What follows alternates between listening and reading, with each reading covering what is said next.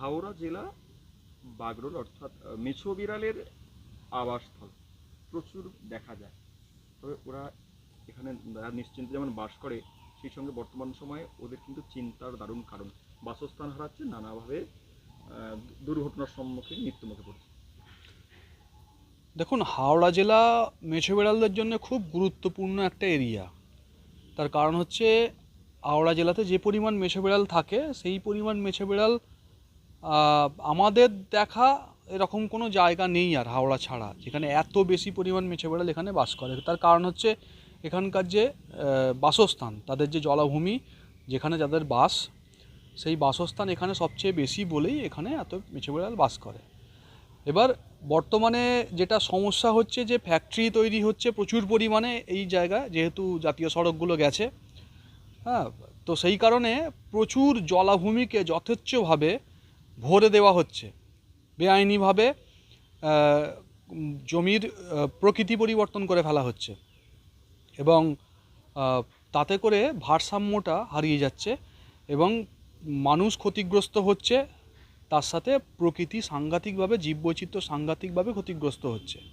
তো এর মধ্যে মেছো বিড়াল সবচেয়ে বেশি ক্ষতিগ্রস্ত, কারণ তার জমিগুলোই সবচেয়ে বেশি, তার বাসস্থান যেটা, মেছো বিড়ালের বাসস্থানটাই সবচেয়ে বেশি নষ্ট হচ্ছে। কারণ এই ফ্যাক্টরিগুলো যে তৈরি হচ্ছে, এই জলাভূমিগুলোতে ফ্লাই অ্যাশ ফেলে, ভারী কোনো মেটেরিয়াল ফেলে উঁচু করে সেখানে ফ্যাক্টরি বানানো হচ্ছে। তো এর জন্য দীর্ঘদিন ধরে আমরা সংরক্ষণের কথা বলে আসছি। বিভিন্ন সরকারি স্তরে আমরা নানান আলোচনা করেছি, প্রচুর চিঠি দিয়েছি, প্রচুর জানিয়েছি, আবেদন করেছি। তো সেই দিক থেকে দেখতে গেলে ফরেস্ট ডিপার্টমেন্টের তরফ থেকে একটি ব্যবস্থা নেওয়া হয়েছিল যে তারা একটা ব্রিডিং সেন্টার বানাবে, এরকম একটা বলেছিল, এবং তারা একটা ব্রিডিং সেন্টার বানিয়েছে। সেটা বর্তমানে গড়চুমুক জুয়ের মধ্যে আছে, চিড়িয়াখানার মধ্যে। এবার একটি মেছো বিড়ালকে বাঁচিয়ে রাখতে গেলে তার বাসস্থানকে সংরক্ষণ করতে হবে, এটা সবার আগে করতে হয়। ব্রিডিং সেন্টার সেটা আলাদা জায়গা, সেটা একটা পরীক্ষামূলক জায়গা হতে পারে এবং তার কিছু ক্রাইটেরিয়া আছে। একটা ব্রিডিং সেন্টার হুট করে এই নয় যে আমি একটা 50 ফুট 100 ফুট জায়গার মধ্যে একটা ব্রিডিং সেন্টার বানিয়ে দিলাম। একটা ব্রিডিং সেন্টার বানাতে গেলে অনেক কিছু মাথায় রাখতে হয়। কারণ যে প্রাণীটার ব্রিডিং সেন্টার আমরা বানাচ্ছি, মানে যেই ফিশিং ক্যাটের কথা বারবার বলা হচ্ছে, এই ফিশিং ক্যাটের যে তার যে বিহেভিয়ার, সেই বিহেভিয়ারটাকে মাথায় রেখে তার স্বভাব, তার চিন্তা ভাবনা করে তারপরে এটাকে বানানো উচিত। তার কারণ হচ্ছে প্রাণীটা প্রথমত একটা টেরিটোরিয়াল প্রাণী, তার নির্দিষ্ট এরিয়া থাকে এবং প্রাণীটা অনেক ক্ষেত্রে একা একাও থাকতে পছন্দ করে। দ্বিতীয় কথা হচ্ছে প্রাণীটার যে মেটিং সিজন, যখন মিলনকাল আসে, সেই সময় প্রাণীটা অনেক অ্যাগ্রেসিভ হয়ে থাকে, উত্তেজিত হয়ে থাকে এবং সেই সময় সেই প্রাণীটা হিংস্র হয়ে থাকে এবং সেইখানে অনেক কিছু মাথায় রাখতে হয়। তার পছন্দের সঙ্গিনী বা সঙ্গী যদি সে না পায়, সেক্ষেত্রে বিষয়টা অনেক সময় মৃত্যুর দিকেও চলে যেতে পারে, মানে একে অপরকে মেরেও ফেলতে পারে, এরকম ঘটনা আমরা দেখেছি।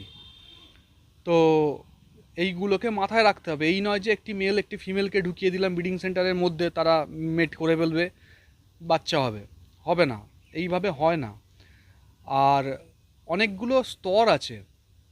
প্রথমত তাদেরকে একটা বড় খোলা জায়গা দিতে হয়, যে জায়গায় একটা বড় জলাশয় থাকবে, অগভীর জলাশয়, জলাজমির মতো, যেটায় হয়তো হাঁটু অবধি বা কোমর অবধি জল থাকবে, সেরকম জলাশয় থাকবে, যেখানে তারা সহজে বিচরণ করতে পারবে এবং তারা তাদের খাদ্য খুঁজে সেখান থেকে নিতে পারবে। এবং সেখানে যেন মৃত কোনো খাবার যেন না দেওয়া হয়, তারা জ্যান্ত খাবার খেতে অভ্যস্ত। তো সেই জন্য সেখানে জ্যান্ত মাছ বা অন্যান্য প্রাণী থাকবে, যেগুলো তারা ধরে খাবে, এবং তার সাথে তাদের যথেষ্ট লুকোনোর জায়গা দিতে হয়। কারণ মেছো বেড়াল বা ফিশিং ক্যাট এই প্রাণীটা লুকিয়ে থাকতে পছন্দ করে। এই প্রাণীটা খুব বেশি বুক চিতিয়ে মানুষের সামনে ঘুরে ফিরে এরকম নয়, আমরা কোনোদিনই সেটা দেখিনি। আমরা দীর্ঘদিনের আলোচনা গবেষণা পর্যবেক্ষণের পরে আমরা দেখেছি এই প্রাণীটা যথেষ্ট লুকিয়ে থাকতে পছন্দ করে এবং মানুষের সঙ্গ খুব একটা পছন্দ করে না।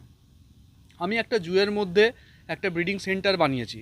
জু মানে কি? চিড়িয়াখানা। সেখানে প্রচুর মানুষ আসবে, প্রচুর মানুষ হৈ হৈ করবে, প্রচুর মানুষ চিল্লামিল্লি করবে, সেখানে তাদেরকে বাধা দেওয়া যাবে না। এবার সেই এত কোলাহলপূর্ণ একটা জায়গায় একটা ব্রিডিং সেন্টার কীভাবে চলতে পারে সাকসেসফুলি? খুব স্বাভাবিক এটা হয় না। ব্রিডিং সেন্টার মানে একটা এমন জায়গা চাই যে জায়গায় সেটা কোলাহলহীন, সেটা নীরব, সেটা প্রাকৃতিকভাবে খুব উৎকৃষ্ট, এবং সেখানটায় একটা ব্রিডিং সেন্টার তৈরি করা যেতে পারে। তাও কি একটা বড় জায়গায় ব্রিডিং সেন্টার তৈরি করতে হবে, ছোট জায়গায় না। ব্রিডিং সেন্টারের জায়গা অনেক বড়, কারণ একটি ফিশিং ক্যাট অনেক বড় এরিয়ায় ঘোরাফেরা করে। কখনো কখনো 3 কিলোমিটার, 4 কিলোমিটার, 5 কিলোমিটার এরিয়া এক এক রাত্রে ঘুরে ফেলে।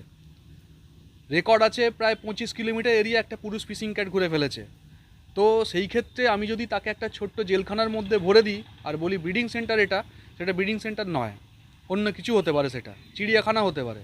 তো ব্রিডিং সেন্টারের নিয়ম আছে, ব্রিডিং সেন্টার সেইভাবে বড় হতে হবে। তারপরে একটা ফিশিং ক্যাট তারা যদি মেট করে তাদের, তারপরে যে মেছো বেড়ালটি প্রেগনেন্ট অবস্থায় রয়েছে তাকে যথেষ্ট শুকনো বিশ্রাম করার জায়গা দিতে হবে, তাকে আড়ালে লুকিয়ে থাকার জায়গা দিতে হবে। সে তখন সঙ্গ পছন্দ করবে না, এদিক ওদিক ঘুরতে পছন্দ করবে না, কোলাহল পছন্দ করবে না, তাকে সেইভাবে দিতে হবে। তারপর প্রসবের জায়গা, ঠিকঠাক উঁচু জায়গা, প্রসবের জন্য জায়গা দিতে হবে তাকে, যে জায়গায় সে সেখানে শান্তিতে বাচ্চাদের নিয়ে কাটাতে পারবে, সেই জায়গা তাদেরকে দিতে হবে। এই রকম করে আর অনেক কিছু জিনিস চিন্তা ভাবনা করে একটা ব্রিডিং সেন্টার তৈরি করা যায়। এবং অনেক সময় দেখা গেছে যে যদি তারা মানে বিরক্ত হয়ে অনেক সময় বাচ্চাদের কেয়ার নেওয়া ছেড়ে দেয়, অনেক সময় বাচ্চাদের মেরেও ফেলতে পারে, এরকমও হতে পারে মুড যদি সুইং করে। তো এরকমভাবে অনেক কিছু মাথায় রেখে এবং নিয়মিত তাদের পরীক্ষা নিরীক্ষাও করতে হয়, জেনেটিক্যাল পরীক্ষা নিরীক্ষা করতে হয়, তাদের রক্তের পরীক্ষা নিরীক্ষাও করতে হয়, তারা কী রকম অবস্থায় আছে সেগুলো জানতে হয়। এগুলো সব মাথায় রেখে একটি ব্রিডিং সেন্টার তৈরি করা যেতে পারে। গড়চুমিকে যে ব্রিডিং সেন্টার ছিল সেটা কি আদর্শ? আমার মনে হয় না কোনো চিড়িয়াখানাতে কোনো ব্রিডিং সেন্টার আদর্শ।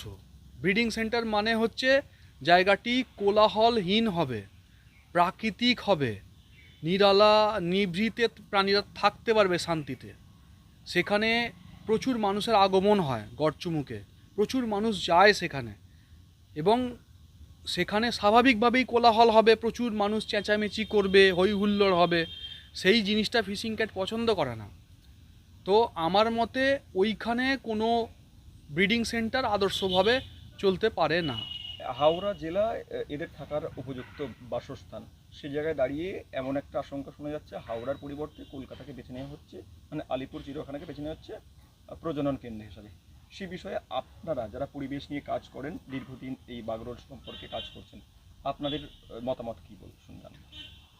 ব্যাপারটা খুব দুর্ভাগ্যজনক। তার কারণ হচ্ছে হাওড়া জেলা হচ্ছে মেছো বেড়ালদের আদর্শ জায়গা।